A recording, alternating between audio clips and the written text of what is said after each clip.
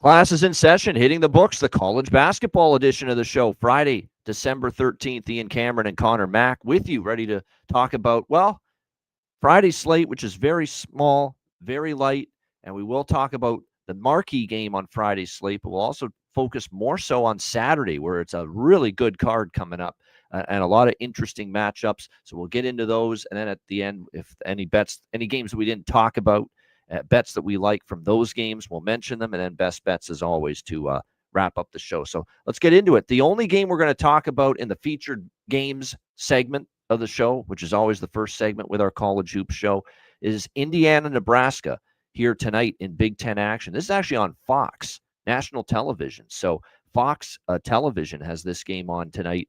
We've got Nebraska 4-point home favorites down in Lincoln. 155.5 the total in this game. I think you would have said coming into the year that if you match up the rosters and the talent that these two teams possess, you'd probably give the advantage to Indiana. I don't think there's much doubt there. The problem is Indiana, for me, has been very flighty, very inconsistent at times. They've had some nice performances like beating up Minnesota in their Big Ten opener earlier this week, but I don't think Minnesota's particularly good, so I don't want to read too much into that. They also had games where, on that neutral court tournament that they played, I believe it was in the Bahamas, Nassau, the Battle for Atlantis. They got embarrassed in 2 games against Louisville and Gonzaga. Gonzaga's one thing. Louisville's a decent team, but they're still in a bit of a rebuilding project under Pat Kelsey, the new head coach. To lose like that, 89-61 is a little bit alarming. And then yet at home, it's Assembly. They also had a very nice 87-71 win against South Carolina. So really, they've been all over the map. Indiana, they've looked awesome at some times. They've looked very suspect at others. Same thing with the defensive side of the court. They bring in Omar Ballo from Arizona, certainly Trey Galloway, Mbako, Renault. I mean, this is a talented group, but very inconsistent at times. And when you look at Indiana's schedule to this point, they have not been in a true road environment. This will be their first true road game here tonight against Nebraska. Now, Nebraska, man, the last time we saw them in action at Michigan State, it was ugly. 37-point loss to Tom Izzo and the Michigan State Spartans on the road. But certainly like to think this is a bounce-back spot. This was a team that was good enough to go to Creighton and beat the Blue Jays outright as a 10-point underdog as well. Hung tough with St. Mary's.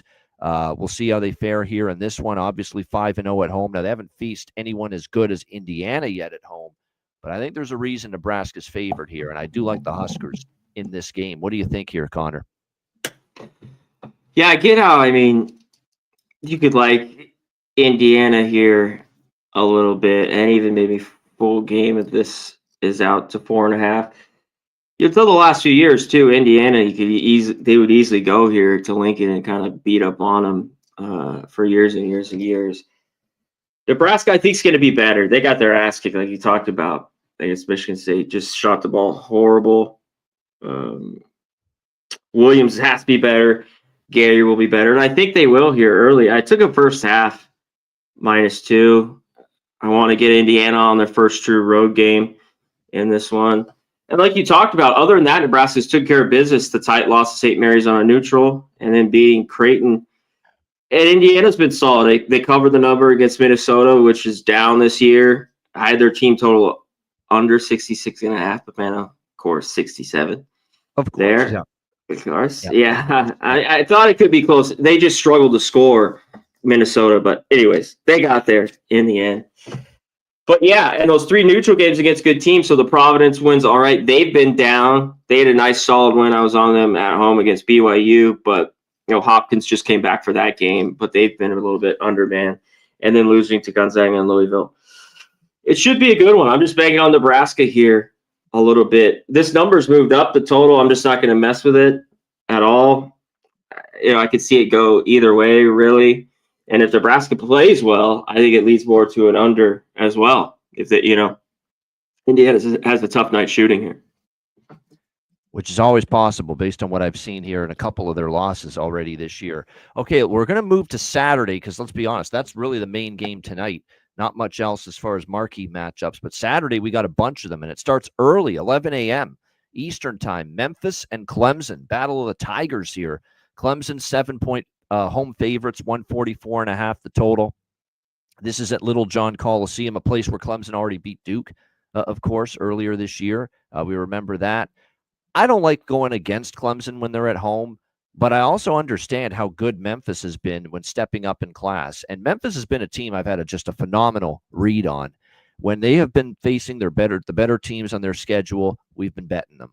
Like Auburn, Auburn's the one game they didn't cover, but they were pretty competitive. Auburn's a really good team. They fell by 14, but Michigan State, UConn, UNLV, in all those games, Memphis won and covered.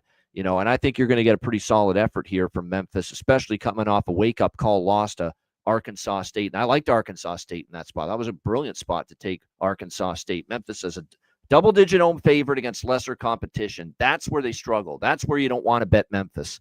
And it was proven in that loss to Arkansas State. Now you got them in a focus spot here against a Clemson team that's really rolling, playing some really good basketball. Their only loss was a Boise State loss back on November 17th. They've won 6 in a row. They've covered, it's not, Duke they beat at home. It was Kentucky that they beat at home 70-66. And then, of course, the big road win at a way down Miami team. I mean, Jim Larinaga's got his work cut out for him this year with that Miami team. They do not look good at all. I like Memphis here +7. I think it's a close game. I know Clemson's playing very well right now, but they are going to have to handle the athleticism of this Memphis team. They're going to have to handle them inside, which I think is going to be a challenge for Clemson. I think they can match up pretty well there. And like I said, you've got Memphis in a spot where after loss to Arkansas State, that should provide a wake-up call for them. So I think we got a close game. I'm interested in the +7 here with Memphis. What do you think here, Connor? Yeah, this is when I like to back Memphis is catching points. Like you just hit on, they've been a fade for me for years now, laying points. And even this year, even the win with La Tech, a little kind of crazy there at the end. But I think they were even covering there, but they ended up didn't. They only won by 10 and didn't cover. I still, I don't love their defense. That's one problem. Clemson, the money spot is for years now has them at home. They just seem to shoot it way better in their home gym. It's been good to them. And touching on it, their offense has been excellent. I mean, they've been shooting from 3 great. Can they keep shooting at 38%? But that gets me to, and I think their defense is a little bit better than Memphis. But Memphis just has been unreal. I mean, almost 44% from 3, third in the country. They've been lighting up. The guard plays great. Haggerty, the guy's unbelievable. He's having over 20 points a game. Rogers. So I think the guard play of Memphis can keep him in this one. I was hoping this would be a couple more, but I thought this is right where it would be, 7 or 8. So it's tough. When Memphis has these points, I think they can keep it close, even at Clemson. This is early in the morning too, right? That's right. It is 11 a.m. Eastern. Yep. Yeah. Okay. A real early start there. That's for television on ESPN2. They want to make sure they get this done before all the bowl games and all that stuff happens later on in the day. All right, next up, we've got Texas A&M and Purdue. This is at noon Eastern on Saturday. This is a neutral court, Gainbridge Fieldhouse, home of the Pacers. Indiana is where this game is. We've got Purdue 2.5-point favorites, 143 the total. Obviously close. You should get a lot of Purdue Boiler Up fans there. Of course, this game's in state for them. So it's not a true home game for Purdue, but there should be an advantage for Purdue. And the Purdue's taking the money early, but I'm going to let this just, play out as it is. People betting Purdue, because I'm interested in A&M. A&M's lost 2 games to UCF, the first game of the year on the road, which was a true road game. Probably their worst shooting game of the season. And then they had the loss to Oregon, and all Dana Altman does is win neutral court tournament games. And A&M ran up against them earlier. Those were the 2 losses. Purdue is 8-2, coming off an 83-78 win against Maryland at home. I don't think they were particularly good defensively in that game. They haven't been good defensively 3 games in a row. They got sliced by Penn State on the road. They did beat Ole Miss 80-78 on a neutral court, but again, they struggled defensively in that game. So people see that. The total's gone up. You're not going to get a lot of pace. Neither team plays fast. They're both 250 or lower pace and tempo, but I think both teams efficiency-wise might be good enough for this over here. But I'm going to let this continue to climb on Purdue, and I get it. They're playing in their home state, Indiana, but I like this A&M team quite a bit. Now, I'm always a little concerned that sometimes Wade Taylor, they rely too much on him And you're going to need, obviously, the likes of Solomon Washington, Zurich Phelps, Henry Coleman to step up. You don't want this to be the one-man show. Wade Taylor, as good as he is, but at the same point in time, I don't like what I'm seeing out of Purdue defensively, and that's why I'm not in a rush to lay points with them. And remember, this is not a true home game for them. Yes, it's in Indiana, but this is a neutral court in this matchup. So I'm interested in A&M. We'll see where this number goes, but if I can grab a 3 or better, count me in for Texas A&M here. C-Mac, what do you think? Yeah, I was thinking, if I could get 3 or 4, I'd roll with A&M, and it should. I think this is going to be a good one. Purdue, as kind of the bad loss they have to Penn State, but I think they look pretty good. They had the big lead against Ole Miss, kind of blew that. Ole Miss too, if you had that, I mean, snuck in for the cover in that game too. We know how they are. This team's been there forever. Everyone they got, like you talked about. One thing with A&M, like they just don't have the deep bench like you were talking about. They're trying to get a few more guys playing there. But I've consistently liked their defense and like how they played. I mean, just that win against Texas Tech, I think, was solid. And we saw, I mean, Wake Forest down this year, about 44 points. That's what I love to see out of this team. So I'm total agreement. I think this game would be tight, and I'd rather have points in my back pocket. So I already lean their way, but I'd like to see a 3 or 4 as well. No doubt. All right, next up, we've got Ohio State and Auburn. And we have Auburn here, 12-point favorites, 154, 153.5, 154 being the total here in this one. Of course, this game is taking place at, let me just see here, State Farm Arena Atlanta. Yeah, in Atlanta, home of the Atlanta Hawks. So neutral court here again. I mean, Auburn certainly could roll. The one thing I'm concerned about with Ohio State, again, when we see them go on the road this year, they've had some shaky efforts. I can't get out of my mind, blown out again against A&M, blown out against Maryland. The last 2 times we've seen them in a true road game. That's concerning. Now, this is not a true road game. It's a neutral, but still, it's definitely in Southeast Conference territory here in Atlanta, Georgia. You got to admit the Auburn faithful are going to be showing up in droves here in Atlanta. This is probably an Auburn or pass game for me. Another thing that concerns me too is how's Ohio State going to handle the offensive versatility. That's why Auburn's been. Broome is an incredible guard. We know that he can get red hot from the perimeter. They've got the backcourt scoring punch. They've got the interior scoring punch. They're just a very well-rounded team, Auburn, and I don't know if Ohio State's got the defensive chops to slow them down. So it doesn't mean I'm going to lay the 12 with Auburn, but I wouldn't be backing Ohio State in this matchup, that's for sure. C-Mac, any thoughts? Buckeyes, Tigers. Yeah, I mean, Ohio State's, like, the numbers are better. It shows on defense, but I don't buy it. You talked about the couple road games where they just got their ass kicked, and they have the last few years. Thornton, I mean, that he's got to be big. It seems like every game he's going to play almost 40 minutes, and he's got to score almost 20, over 20 for Ohio State. But Auburn's just so deep. You mentioned the guard play is good. They're just good all the way around. I maybe look at a team total with Auburn. This number, even on the neutral's big, even though it's not a far travel. Man, they're just playing. They're just good right now. So I'd lean to even lay it with them as well. No doubt. All right. This is always a matchup that's full of animosity, hatred. These two programs don't like each other. Ohio rivals, Xavier and Cincinnati. We've got Cincinnati, 7.5-point home favorites, 144.5 the total. Now, this is at Fifth Third Arena in Cincinnati. This is the Bearcats' home court, so it's a true home game for them. So here's where we're at. There's no doubt Xavier's been at least somewhat of a I don't want to say like they're 8-2. But in some of the games where they've played the better competition, they've been a disappointment. They get whipped by Michigan. They lose at TCU, 76-72. By far, I think their 2 toughest games so far this year, and they weren't ready in either one of them. And Cincinnati's gotten off to this great start, but you pull back the layers of this Cincinnati start. Other than the Georgia Tech win, which was a solid win, they haven't faced anybody. Even Villanova, who's had a rocky start to the year. Villanova has started to play a little bit better lately, but they go to Villanova. They lose as road favorites in that game, 68-60. I think Xavier's the undervalued commodity here. They've kind of not played as well as we thought, but there's a shit ton of talent on this Xavier team. And I think it's just a question of when they put it all together. They got Zach Fremantle back. Marcus Foster's here.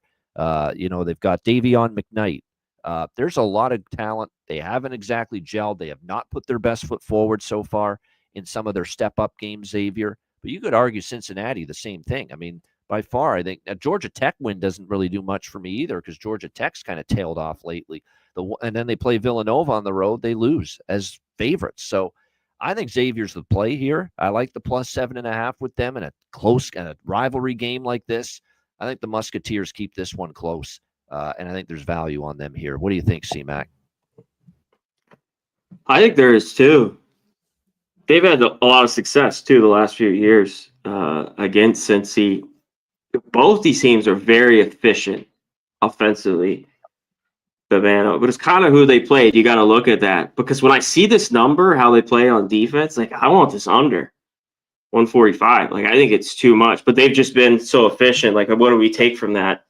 Not against Michigan. You're talking about in some of these games. So, but I think this is gritty, and definitely I like this under. And I lean to the points too. I just think a good old classic rivalry. And since he's not a team that I want to lay points with, I wanted to look at real fast. I had up here so early in the year, but how are they on free throws? They've been Xavier's all right, 77, but Cincy, they've always had trouble. Oof. Cincinnati's 59.4% from the free throw 361. line. That's been a problem for a lot of years for me. Yep. Backing them as favorites. Yep. So how good official on offense have they been? These other numbers to see. Yeah, because through the last few years, they're always a team. It seems like they bricks late. That's like 63%, but 59. Yeah, already. I hate that with a favorite. So yeah, Xavier and the under here. I like. All right, Xavier and under for CMAC. All right, Wisconsin and Butler. Next up, we've got Wisconsin 5-point favorites, 146 the total in this game. Now, this is one where I'm leaning to the favorite a little bit. I'm not really all that impressed with Butler so far, quite honestly. And, obviously, and by the way, this game is also at the Gamebridge Fieldhouse. Now, again, this is a home state game for Butler, but it's not at Hinkle. Okay, so it's not a true home game for Butler, this game against Wisconsin. So it's important to keep that out. I like the Wisconsin Badgers. You know what I like about Wisconsin? And I'm not the biggest Greg Gard fan.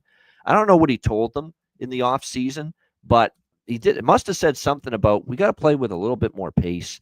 We got to diversify our offense a little bit.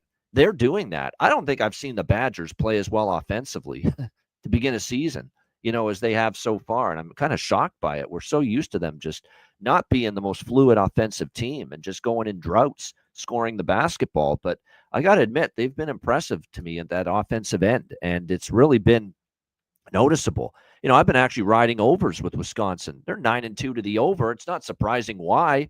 They're playing with a little bit more pace, not running up and down, but they're certainly not the snail pace they used to be this season. And this might be a collection of some of the best offensive players maybe Wisconsin's had in a while, when Tanya has been great, Nolan Winter, Klesmit, John Blackwell. These guys are all shooting pretty nice percentages right now for this team. Butler, meanwhile, they've lost 2 in a row, blown out by Houston. That was a horrific loss to North Dakota State at home, 71-68. This is also a Butler team that when you look at it, not only defensively have they been shaky at times, they have also been prone to just the ball not going in the basket oftentimes enough. So that's something to keep in mind. Like I said, Wisconsin's all of a sudden up to 185 in tempo. That is a huge jump from where they've been in years past. Because you look at the past few years under Greg Gard, and I've got the numbers, 309 in tempo last year, 343 in tempo 2 years ago. Like that's like near the bottom in college basketball. That's a huge jump in pace and tempo. So I lean Wisconsin. I think they're just the better team. I mean, I know Butler's off a really bad loss, and you would think this game gets their attention, but I don't think they're better than Wisconsin right now. So at 5, I lean Wisconsin, and I lean over the total because I've been riding these Badgers games over the total, and they continue to cash for me right now. CMAC, what do you think? Yeah, Butler's been played to some unders more, and then Wisconsin playing quicker. And they have gone over. Butler, the bad loss was that last game, North Dakota State, because I thought they played pretty good Well, it was bad all for them, but year. it was good for me because I was on North Dakota State in that game. Oh, beautiful. I knew they'd probably lose to Houston, and just how the score was 79-51. The SMU game was so. I think it took in some steps that they are better this year. Thad Mattie's doing a decent job, but not on their own floor, even though it's not far on a neutral. I can't back them, and they're off the 2 losses too. But Wisconsin off the 3 to start the year. Who they lost, I was a little surprised how well they were playing. Like Arizona, which we can get to, is just we'll see how that goes. It's a little bit early, but they have not looked good. But to beat down UCF, beat Pitt, and then the tough loss to Michigan, where they're winning, they lose that, and then the bad losses on the road here, where they've just struggled, for years against Illinois and of course Marquette. So I think it's a bounce back a little bit for them. I haven't been too impressed at times with their defense, so that could be the one thing. But I kind of like them to win here as well. I'd love to have this if this was 2.5, just below 3, around that range. They've been good. And talk about a team, which I like, that makes their free throws, but man, number 1 in the country. Yeah. 84%. I love to see that. They've been really, really good. And I've just been surprised they've lost 3 straight, but you mentioned Tonji's, Klesmit, Blackwell. They've been playing good basketball. Winner. They finally have shooters. They finally have people that can put the ball in the basket. They do. These guys can shoot some threes too. Yeah, when they're hot. From the days when Tyler Wall was their only offense, the Badgers, they've come a long way this year from those days. They've actually got jump shot shooters. The only guy they've had that's a really A-level jump shooter over the years was Johnny Davis. That's it. It's the only guy they had that could make a perimeter shot consistently. Now they got multiple options. So no doubt, it's nice. I'm happy for Wisconsin. They finally have an offense that, it's not you're making your eyes bleed watching them. And that's nice to see for a change. All right, next up, we've got Georgetown and Syracuse, old school Big East rivalry. This was decades ago. We got Syracuse 1-point favorites, 152. Of course, now they're in different conferences now, of course. Georgetown, Big East, Syracuse, ACC. I think Syracuse is better than Georgetown. I'm a little surprised they're only laying 1, quite honestly, here at the Carrier Dome. Georgetown's too erratic for me, especially away from home. I like Syracuse here. We got a lot of games, so I'll keep this one short. I like Syracuse. This is another one where both teams will get up and down the court. Now it's evidenced by the fact the total's in the 150s, but I think the over still could get there. C-Mac, what do you think? I think it could too. Maybe this is just a little bit too high to think both these offenses will be good enough to get there. And defensively, they have it. I have to lean to Syracuse too, but it's not like I love it because I think both these teams, you have just, man, they're not very good. Watching them and to see it, some of them, like against Notre Dame, who struggles, very slow, and to shoot it. And of course, they got beat down by Tennessee. And Georgetown hasn't looked good at all. They finally go on the road and just can't score. It was real tough for them against West Virginia and can't cover there. That was, I think last week, that was the game I was talking about. This kind of West Virginia or nothing, lay it in that spot. I lean Syracuse here a little bit at home. Why not? Just to win. NC State, Kansas. Kansas 14-point home favorites, 145.5 the total. This has been obviously a rough week for Kansas. The last 9 days, they go on the road against Creighton, Mizzou. They get pounded in both games. And that Missouri game was worse than the final score. They were down by double digits most of that game in Columbia. And before that, they get whipped by Creighton, 76-63. So this feels like a good old-fashioned get-well spot, to be honest, for Kansas. Because now they're back home. Remember, this team was good enough to beat Duke, 75-72 earlier this season. They've ran into some trouble here on the road. I think the problem for me is, DeJuan Harris. He's got to be huge for this team. And if he's not struggling, it seems like the rest of the team will follow. Hunter Dickinson, I think he's got to be a little more assertive. Sometimes on the road, he's a little too passive. That's been a bit of an issue as well for the Jayhawks. But I think in this spot, they might roll here. This is not the Kevin Keats NC State team that made that miracle run in the NCAA tournament last year. And on the road, they've played really won. I would see if that was a true road game. I believe it was. No, it might have been a neutral court, actually. But either way, they lost by 11 against BYU, by far the toughest team they've played. Now they got to go to Fog Allen, Kansas, in a bad mood after 2 road losses. So this probably feels like a lay it or don't play it game to me. C-Mac, what do you think? Yeah, just a rough become number 1 in the country and then bad loss. But this is what happens college basketball when you go on the road. It just not easy. Flat out, not easy. I think if you look at Kansas, then maybe early here, first half, that's what I had put earlier when I was looking at it to bounce back. A full game at 15, NC State, still a solid team. I mean, beat Florida State, kind of the late in that game against Texas.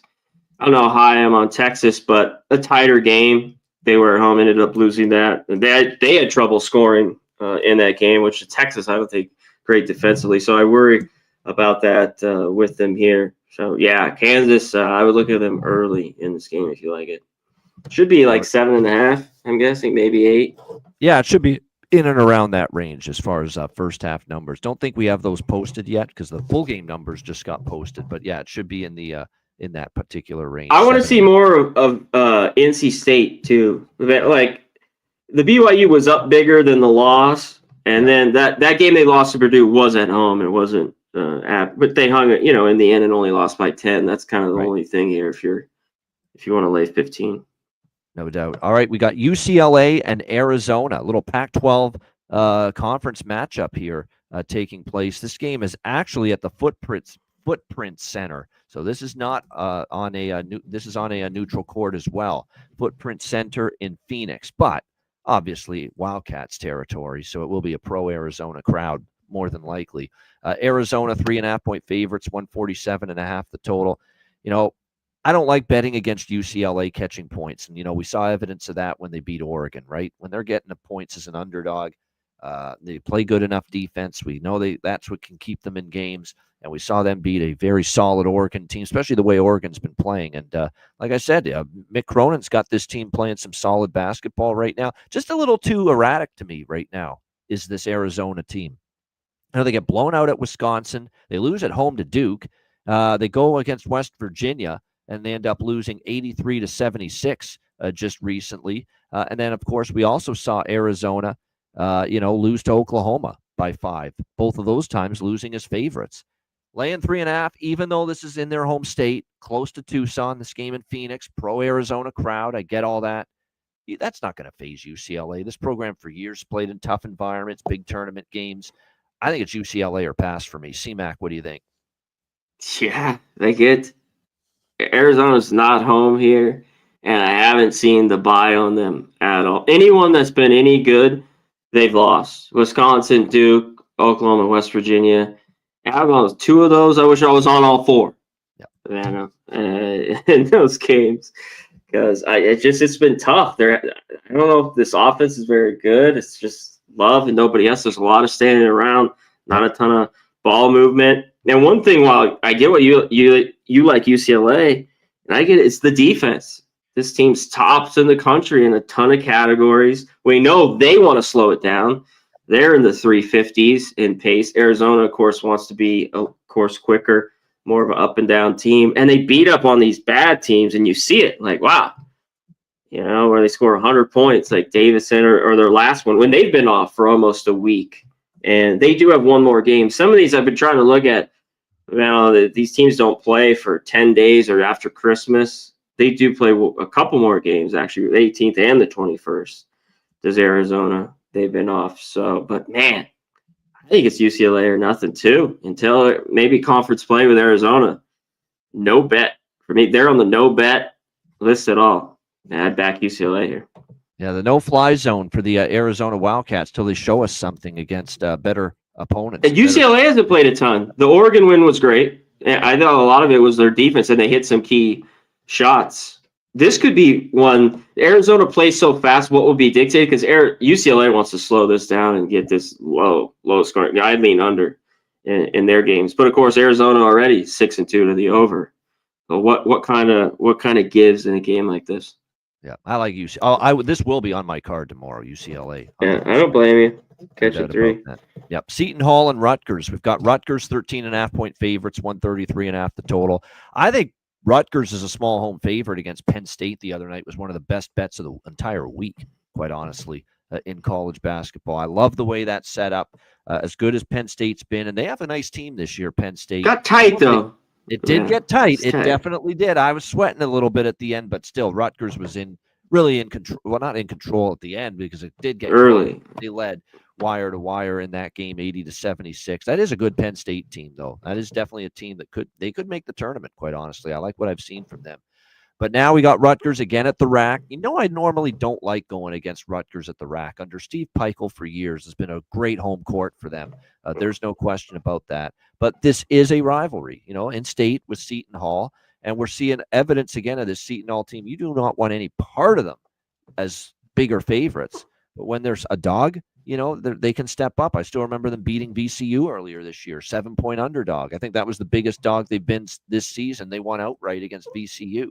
So this is one of those games where I think just based on the rivalry, the ability of Seton Hall maybe to slow things down. Rutgers is another team playing faster, better offensively than they've been in the past. Seton Hall wants to slow this thing right down. There's no question. You look at last year, they played at Seton Hall. Rutgers won by 7. The year before that, here at Rutgers, it was a ugly nails on a chalkboard game. Seton Hall was getting 8. They only lost by 2, and the final score was 45-43. 88 points in that game 2 years ago between these two teams. This is one of those deals where, Rutgers gets their way of playing. It could go over. Seton Hall, certainly, if they get their way of playing, it's going to stay under as far as the total goes. But at 13.5, as much as I don't like usually going against Rutgers at home, there's a lot of points in a rivalry. Seton Hall's ability to muck the game up. I think I got to lean to the Pirates here at 13.5. C-Mac, what do you think? Yeah, it's tough to go against Rutgers at the rack. That was the perfect spot for Rutgers, especially if you got it below. I mean, they ended up covering, and they were covering big, like you talked about. Got a little hairy, but yeah, it just was the spot there. So especially if you got a just -1 viewer money in that regard. Seton Hall's just struggled here. This team, as much as they're all right on defense, they can't get the ball in the hoop. The one spot has been decent from 3, 36%, but they're a team 60% from the line. That is rough. I think they already played FAU a few weeks ago, which is a team that just wants to get up and down. I think they slow this down, but you're right. Rutgers they've been playing faster, but man, they've been able to score this year. Their games have been going over, where this two, you could kind of pencil it in at this number is an under. And I still lean that way, that Seton Hall is just going to bring this to a crawl. But even on the neutrals, it was here in Vegas, 85-84 to Notre Dame. Of course, Alabama's faster, 95-90, but A&M, they've just been going at a quicker pace, has Rutgers. So this to me is an under. And I kind of lean the dog here. I don't know if I get involved in this game with Seton Hall. It just seems like we're always Rutgers. They're that team. That's why that spot was so good off for a couple losses at the rack. And then when they're a team laying 15 or 4, you don't back them. They're just not a good big number lay a tight team. Yeah, exactly. That's been basically Rutgers' entire history with Peichel there. At home, short favorites or dogs. Yep. Bigger favorites though, nah, not so much. Arizona State, Florida. Florida 9-point favorites. The total in this game sitting at looks like 153.5. I certainly think the over could get there. Florida plays extremely fast. Arizona State plays some tempo as well. We talk about this with Bobby Hurley's team. Everyone, I think, thought they were going to be absolute shit this year because of how bad they were in the exhibition game against Duke, and Bobby Hurley talking about how bad it was and how far their team has to go. But really, they haven't been that bad. Maybe it was just trying to fool everybody, because really outside of the Gonzaga loss, they only lost by 8. This has been a very competitive team this year. 8-1 straight up. They've been an excellent point spread team. 7-2 against the spread. Florida's been very good though. 9-0 straight up. They've covered 4 straight. They went on the road, beat Wake 75-58. They crushed Virginia 87-69 and Wichita State, 2 pretty solid teams. Tough to go against either of these teams right now, but it feels like if I were to make a move here, I'd take the points here. This is another game in Atlanta, also at State Farm Arena. This will take place in that building after the Ohio State-Auburn game. So it is closer proximity-wise to Florida, but Arizona State, man, they've been impressive. I like the over more than anything here, though. Lean Arizona State, just because, they've been pretty damn good as a dog this year. What do you think here, C-Mac? I've been impressed with both these teams, but Florida, I don't know if this continues. The guard play's been good. Clayton, I don't know if this seems like a little bit frauds, defensively. The numbers have been pretty good. Of course, the schedule, it's been all right. They haven't played, a ton of good teams though here. Yeah, 5-0 Virginia's dog down. ATS this year. ASU, by the way, 5-0 ATS is a dog for the Sun Devils. Yeah, I think I've been on four of them. I'll be on them here. There's no way I'm going to back Florida almost at this price. The guard play, so no, that kid's legit. He could create any shot. He's averaging, especially since they've gone off, since the loss to Gonzaga. I think this win streak, he's averaging 20 a game.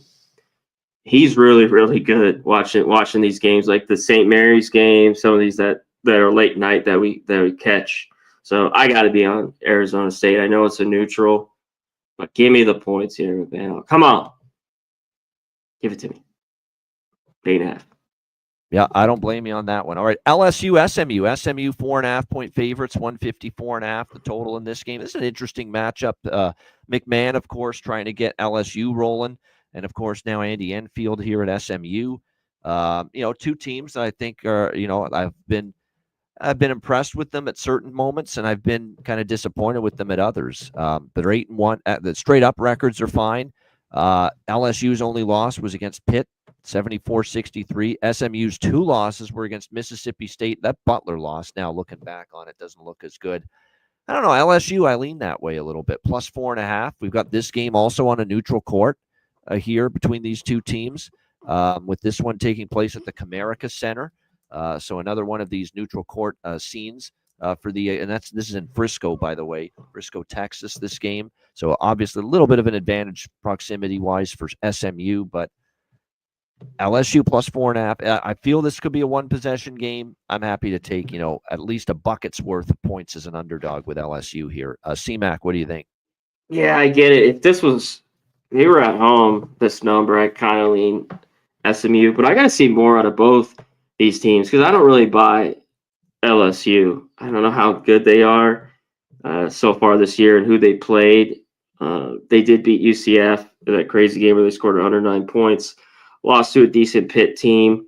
But one thing with SMU, these teams have been pretty good defensively. They're the better team shooting it here so far to start the year. I think they can get a little more inside, but this is one I don't think I'm gonna bet. I just haven't got on LSU at all, really, as a dog. All right, next up as we roll along here, Louisville and Kentucky.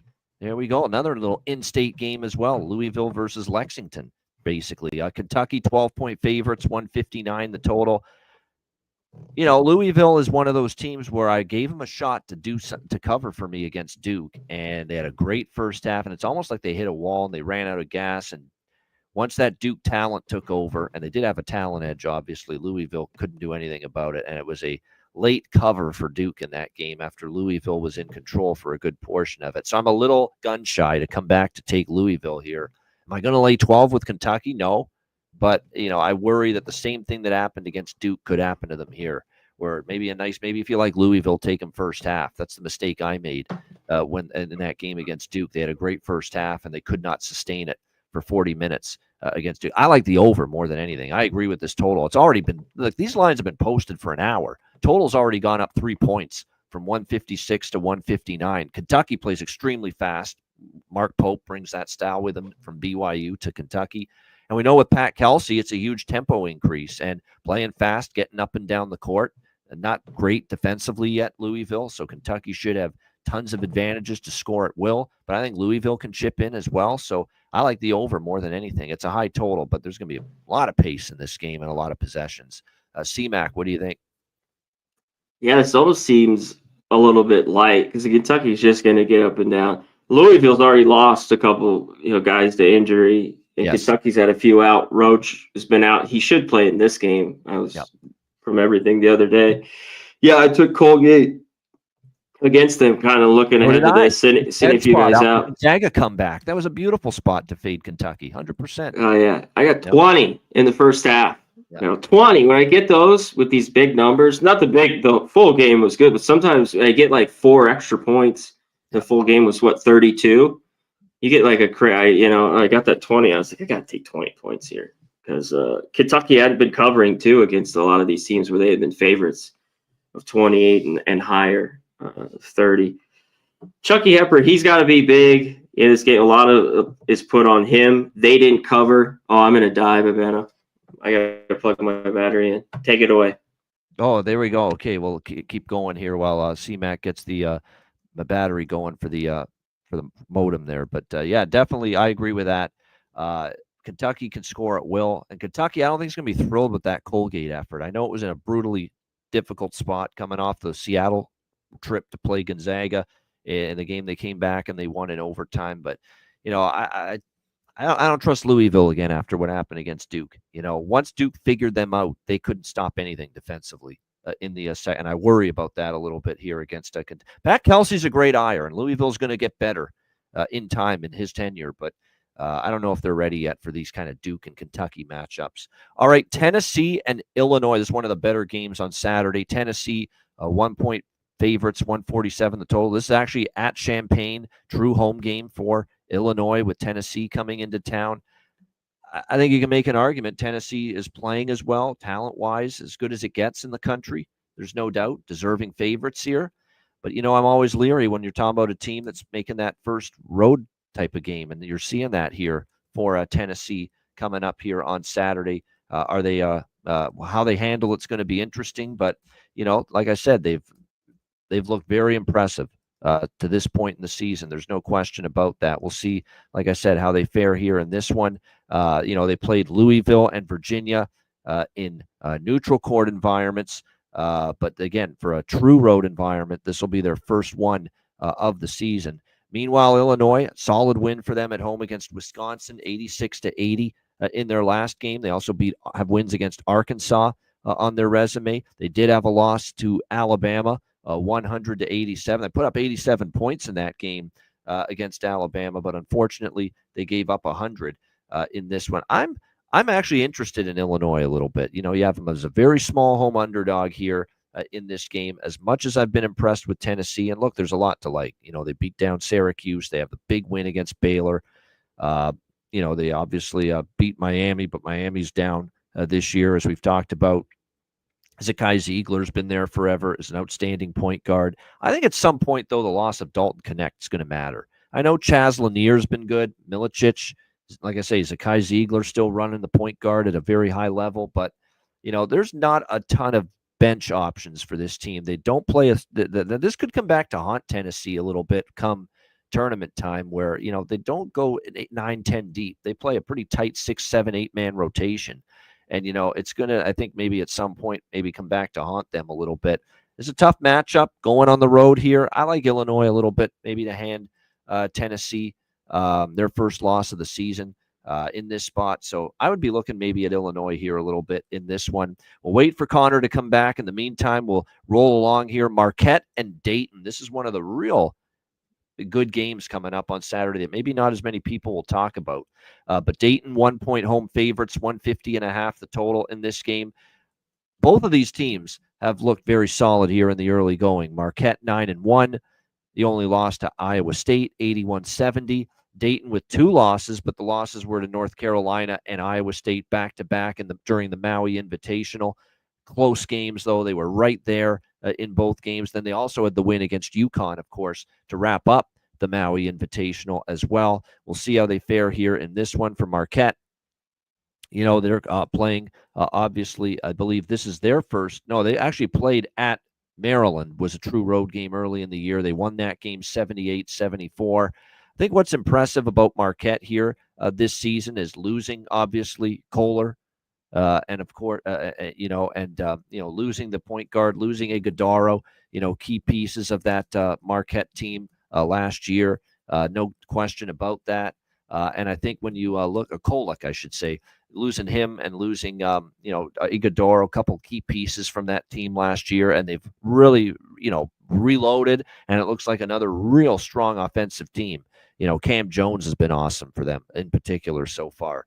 But don't sell this Dayton team short. Dayton, when you look at what Anthony Grant's got on hand here for this Dayton Flyers team, they're very versatile. They can play an inside-out game, and they've got multiple guys that can beat you. See, I think Marquette relies sometimes a little too much on Cam Jones at times.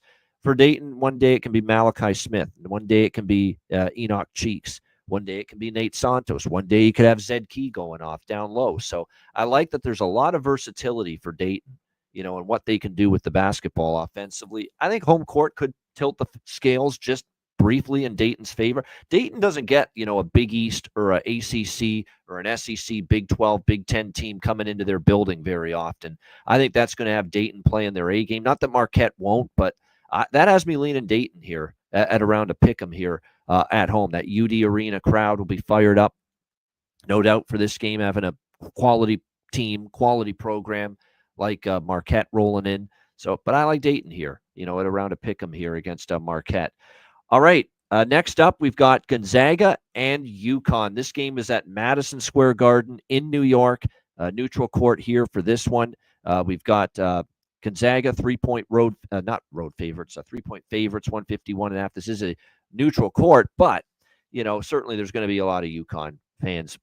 Not that Gonzaga will travel, but it's hard not to think UConn won't have the crowd advantage with where this game's being located here at Madison Square Garden. This is also on Fox on Saturday. In fact, Fox has the Tennessee-Illinois game followed by this UConn-Gonzaga game. So it's a very nice doubleheader on Fox in college basketball tomorrow. I think UConn would be the way I'd have to go here. And I am someone that was very, very concerned about what I was seeing from UConn early in the year. But I think slowly but surely when he's a maniac, he's nuts. He's clinically insane, I believe, at times, Danny Hurley. But what he is a hell of a basketball coach. And you know that over time the team was going to get better because he is an excellent coach. Say what you will about the nonsense on the sidelines and yelling at the refs and all the emotions that he shows. But, he's a really good coach. And the team was going to get better. And after that debacle in Maui where they didn't win a game, they lost 3 in a row to Memphis, Colorado, Dayton. They come back home. They beat a solid Baylor team. They go on the road. They lead wire to wire against Texas. So you can certainly see UConn starting to come around, play better game by game. Caravan's been absolutely outstanding. Hassan Diarra, Liam McNeely can stretch the floor with the 3-ball, solo ball. Samson Johnson. They're all starting to really collectively get better. I don't know what happened to their defense in Maui, but they're starting to get back to it here. I thought that was their best defensive game of the season in the win against Texas. And that's the kind of UConn team we expect to see defensively. This is still, west to east coast travel here for Gonzaga, coming off just a heartbreaking loss to Kentucky. Now, they're going to be fired up to try to bounce back. They don't want to let 2 of these big-time games, big-time opponents slip through their fingers. They thought they had Kentucky beat. They lost. They got another chance to put a big-time, win on the board here against UConn. These two teams do have history against one another. They played last year at Gonzaga, 76-63 for UConn. Of course, 2 years ago in the NCAA tournament they played, and it was all UConn, 82-54, double-digit wins for the Huskies.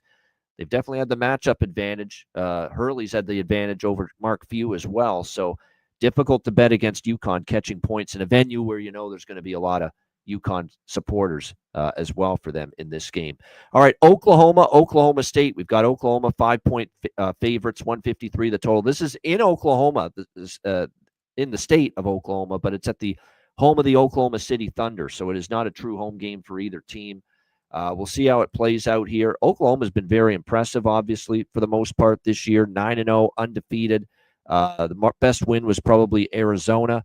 We'll see if they can get the job done here against Oklahoma State.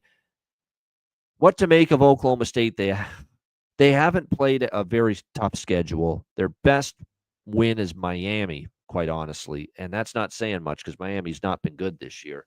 Seton Hall was, I guess, a good win the last game, but I worry about the fact that Oklahoma has faced, at least faced a little bit better competition so far than Oklahoma State. I think there's a reason Oklahoma's favored here. This is, I lean to the favorite here, Oklahoma, to get the job done in this game.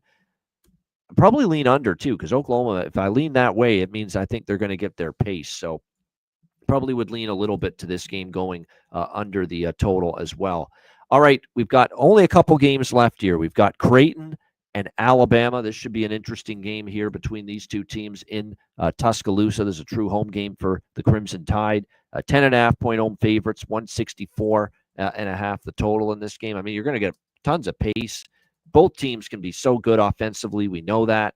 This is one of those games where if you're betting the under, you just think the total's too high, because certainly from an offensive efficiency standpoint and from how fast this game is going to be played at, you can make a case why this total is as high as it is. No question about that. I kind of think Creighton in the points is worth a look. Alabama's not a team I'm there yet as far as feeling comfortable laying double digits with at this point in time. We saw them obviously beat North Carolina in their last game, 94-79. On the road, I was on them in that game as a small dog, but now we're talking about laying doubles, and we saw Alabama twice lay double, or actually they covered once as a double-digit favorite way back in the first game of the year against Asheville. Since then, they've gone 0-3 against the spread as double-digit favorites against Arkansas State, McNeese State, and Rutgers.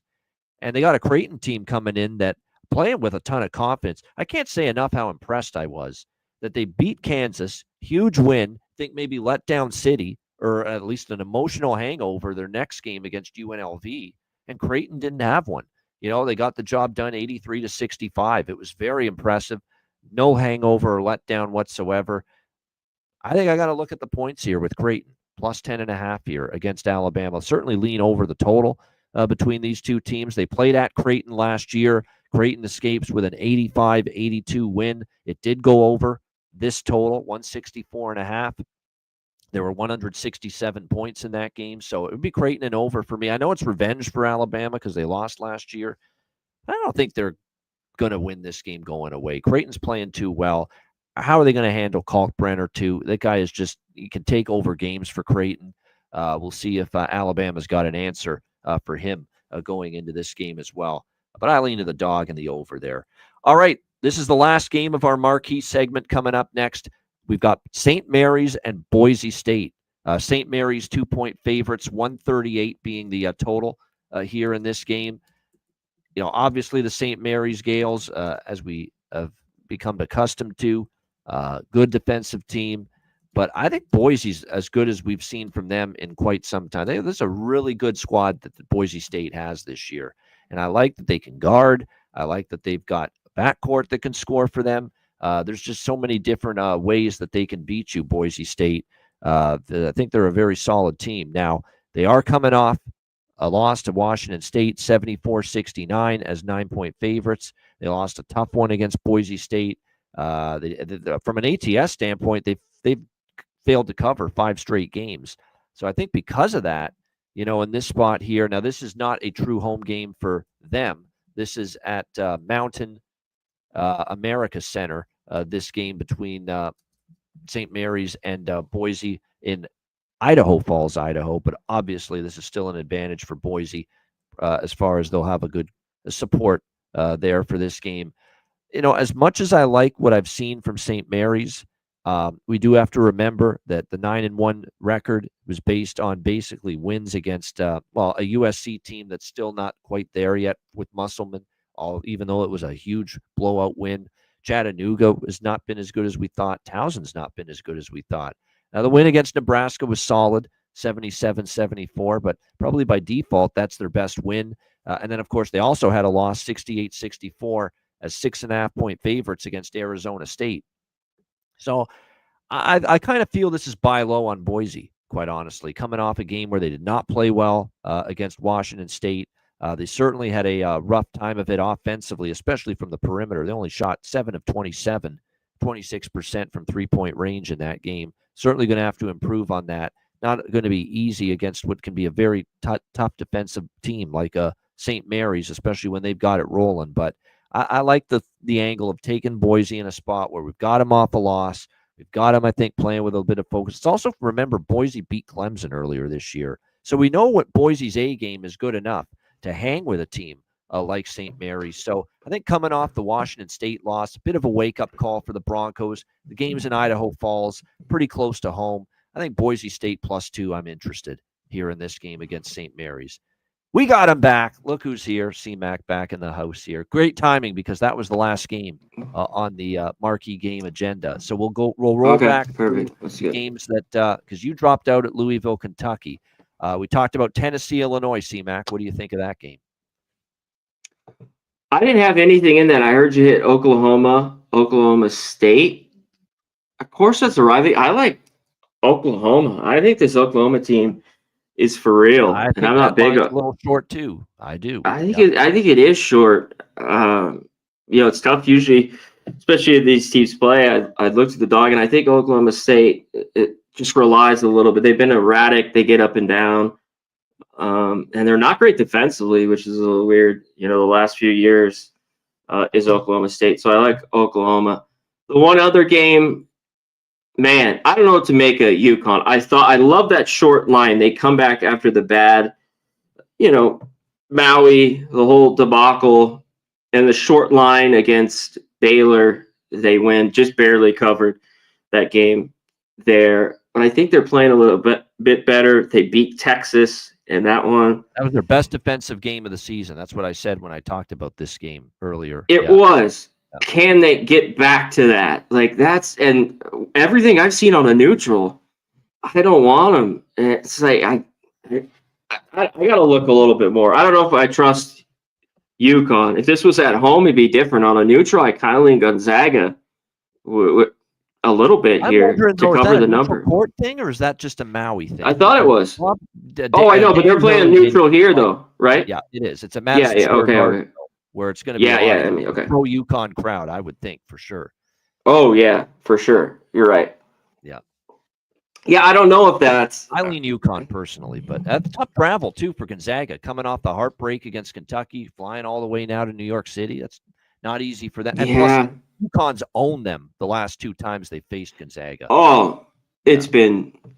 I've took them in those games, whether it's been in the tournament or they really beat them. So, I agree. I wonder if this moves. It's a wait for me. And the trust for me with UConn isn't much. I love what I've seen back at home, but we'll see what that line does. But that was it for me here with these. Yeah, there's no doubt that's going to be a Gus Johnson, Bill Raftery special on Saturday night because Fox has this game, and Gus is probably going to do it. So that's a good doubleheader. Fox has Tennessee, Illinois, and then they've got Gonzaga and UConn after that. So that's a nice little doubleheader. What about this game? No one's going to talk about this game as much. I think it's a great game tomorrow. Marquette and Dayton.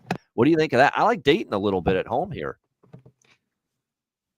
I like Dayton too. I think this is a gettable game though for Marquette.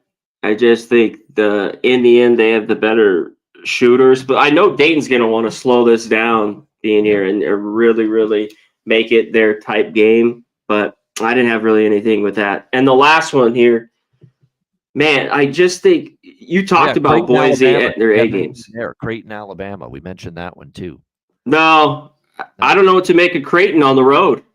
They've too much. Has this team really bounced back? I've seen them look awful.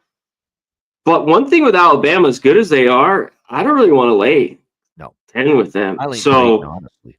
Yeah, I just think, God, they look like dog shit on the road. Or Alabama? I don't know. I'm not so sure. I don't think so. So that's just if Alabama, and that they're at home. This is a home game for them. There's so many neutrals tomorrow, kind of these last ones before Christmas. These and they're just these one-off games. Yeah, I kind of lean Creighton. I don't think that's the only thing is Alabama. They just in the end, they don't play enough defense to stop people. And when you're and another good team like Creighton, even if they're down, the door could be swinging open to hang around in that game and keep it within single digits. So, yeah, I'm going to look at that one a little bit more too. And last but not least, St. Mary's, Boise. Man, I don't know what to make of Boise. I think this is a good game. It's not a far travel, this neutral. And they've kind of beat St. Mary's the last couple of years, if I remember. Did they? Oh, they played last year. Okay, they won. Oh, then Yeah, that was Boise won last 2014. year at 63-60. Yep, at Boise. Yeah, I lean under Boise. That game was just awful the other day. Washington State playing a lot better basketball too. They had a great win at Nevada Yep. too in that one. I wanted to see when I was going through. This was one I just didn't touch. Yeah, Boise shot the ball so bad.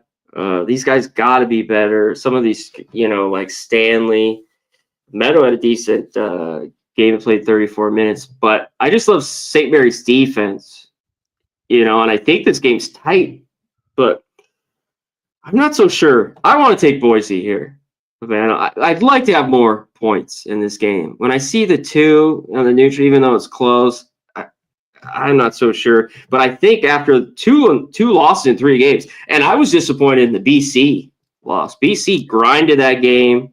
It was a real game, but that kind of made me back off. Like, damn, this is Boise every once in a while. Team Bears going to try to do the same damn thing BC. Yes, exactly. So I, of course, lean under in a game like this, and I think it only goes over unless these teams are red hot shooting. But so I lean under in this one. I want to get on Boise, but I don't know if this is enough with just a bucket here. I do think it's a buy low spot. I'm going to take my chance. Yeah, I get it. But, like I said, man, if they were at home, yeah, I'd be on this. I'd be on them here. I know it's not far, but they're a lot better in their home gym. Yeah, there's definitely some truth to that, no question. All right, before we get to best bets and wrap up the show, any games from Friday, CMAC, from the rest of Friday's card? The only Friday game we talked about was Indiana, Nebraska. Is there anything else on the Friday night slate that you like? It was a lean for me. It's gone down. Like, I think if you got 6 or 5.5, I like Boston against Merrimack. I just don't think Merrimack should be laying that. I still like it a little bit, and I lean under.